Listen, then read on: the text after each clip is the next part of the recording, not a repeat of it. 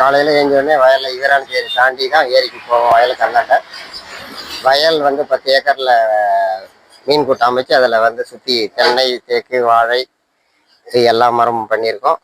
அதுலேருந்து வெட்டிட்டு வந்து இந்த ஒரு 8-9 மணிக்கு ஏரியை கடந்து கோதாவரியை கடந்து ஒரு 9 மணிலேருந்து புறப்பட்டோம்னா 10 மணிக்கு இங்கே வந்து 11-12லேருந்து இங்கே வந்து 5 மணி வரைக்கும் விற்றுட்டு இருக்கோம்.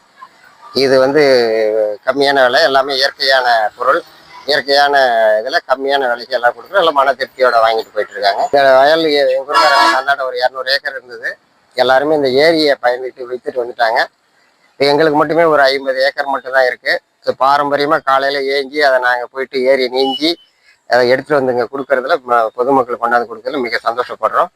இது எல்லாருமே ஒன்றும் இயற்கை விவசாயங்கிறதால எந்த முகமலர்ச்சியோட எந்த ரசாயனமும் இல்லாமல் தானாகவே ஒளி ஆற்றலையும் காற்றையும் வந்து பணமாக்குறது அப்படிங்கிறது இதுதான் ஒரு டெக்னாலஜி. அதனால் இங்கே எல்லாருமே இதை வந்து வாங்கிக்கிறாங்க. நாங்கள் காலையில் ஏஞ்சி ஒரு 1000 ரூபாய்க்கு இதனுடைய வருமானம் இருக்குது. இதனால் என்னுடைய குடும்பம் வந்து சிறப்பாகவும் 15 வருடமாக வழி நடத்திட்டு இருக்கேன். காலையில் ஏஞ்சோடனே வயலில் போயிட்டு பப்பாளி, வாழை, முருங்கைக்கீரை, முருங்கைக்காய், புளிச்சக்கீரை இதுலேருந்து எல்லாமே எடுத்துகிட்டு வந்து டெய்லி கொண்டாந்து கொடுத்துட்டு தான் இருக்கோம். என்னைக்கு போனாலும் பணம் காய்ச்சி கிடக்கா அப்படிங்கிற மாரி பணம் காய்ச்சி தான் கிடக்கு. பணத்தை நம்ம வந்து அறுவடை பண்ணிட்டு தான் வரணும். அதை போதுமான அளவுக்கு இன்னும் எங்கள் பையன்களும் கூட வந்தாங்கன்னா இன்னும் நல்லா இருந்திருக்கும். தலைவனுடைய முயற்சியில் நிறைய பண்ணிட்டு இருக்கோம்.